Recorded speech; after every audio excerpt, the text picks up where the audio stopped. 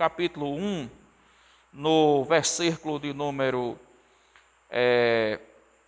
2, a partir do versículo 1, ele diz assim: escrevi o primeiro livro, ó Teófilo, relatando todas as coisas que Jesus começou a fazer e a ensinar, até o dia em que, depois de haver dado mandamentos por intermédio do Espírito Santo, aos apóstolos que escolhera, foi elevado às alturas.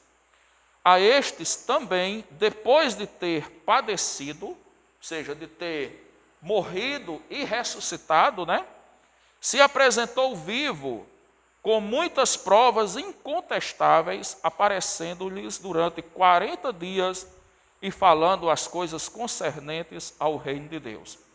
Então, olha que Lucas é bem específico no seu texto de Atos, ao dizer que Jesus apareceu, apresentou-se vivo aos seus apóstolos durante 40 dias e com provas incontestáveis.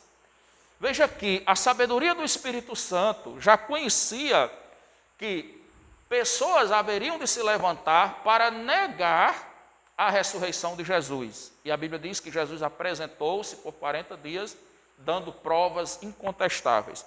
Essas provas incontestáveis referem-se à repetição de ensinamentos que Jesus tinha dado anteriormente aos apóstolos, mostrando que aquele que estava ali ressurreto conhecia a palavra, estava trazendo a mesma mensagem que tinha ensinado antes.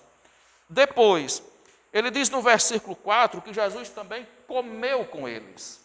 Então Jesus sentou-se com eles, comeu com eles, bebeu com eles, participou da mesma vida comum que Jesus tinha com eles todos os dias e reafirmou princípios da palavra de Deus. Uma delas aqui registrada é que Jesus disse no versículo 4, e comendo com eles, determinou-lhes que não se ausentassem de Jerusalém, mas que esperassem a promessa do Pai, a qual, disse ele, de mim ouvistes. Jesus tinha dito lá em João, no capítulo 14, também no capítulo 16, 17, ele fala do Consolador, falando a respeito do Espírito Santo. No capítulo 14, os discípulos começaram a sentir aquele clima de despedida, Começaram a achar que eles estavam ficando sozinhos, começaram a sentir aquela saudade de Jesus, aquele medo de como é que eles iam continuar a vida. E Jesus disse assim: olha, eu não vou deixar vocês órfãos. Eu preciso ir para o Pai para que a obra se complete. Eu estou indo preparar moradas, lugares para vocês. Mas eu vou enviar o Espírito Santo, o Consolador. O Espírito que o mundo não conhece, mas vós o conheceis, porque ele habita convosco e está em vós. Então, quando Jesus estava com os discípulos, era ele quem consolava os discípulos. Mas ao sair para a glória, ele sabia que os discípulos iam precisar do Espírito Santo permanente no meio da igreja e na vida dos discípulos para consolar e dar a eles o poder para que eles pudessem continuar desempenhando o ministério de pregação da palavra, agora no ministério específico da igreja. Então, nessa parte do 2 aí da nossa lição, sobre a fundação da igreja, onde é que a igreja propriamente vai nascer? No capítulo 2 do livro de Atos. Aqui no capítulo 1, ele, no versículo 4, disse aos discípulos: olha, vocês não saiam de Jerusalém, vocês permaneçam em Jerusalém até que se cumpra a promessa que eu fiz a vocês. Vocês vão receber o Espírito Santo como promessa do Pai.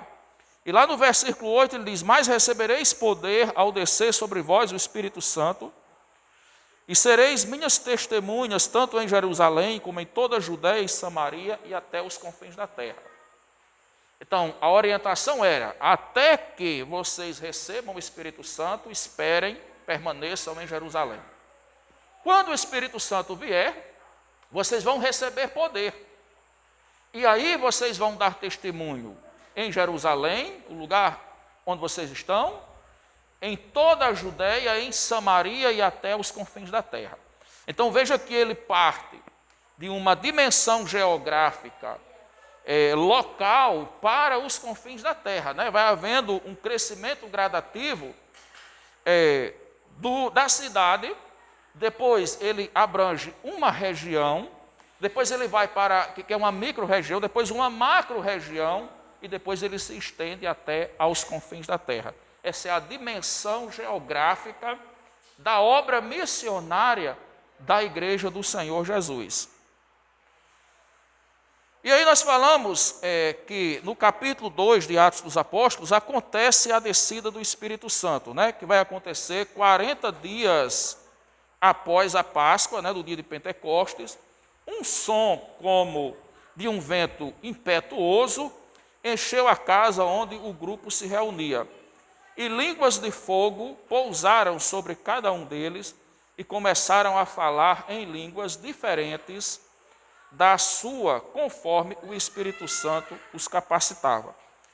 Os visitantes estrangeiros ficavam surpresos ao ouvir os discípulos falando em outras línguas. Alguns zombaram, dizendo que deviam estar embriagados. Mas Pedro fez calar a multidão ao explicar que estavam dando testemunho do derramamento do Espírito Santo, predito pelos profetas do Antigo Testamento.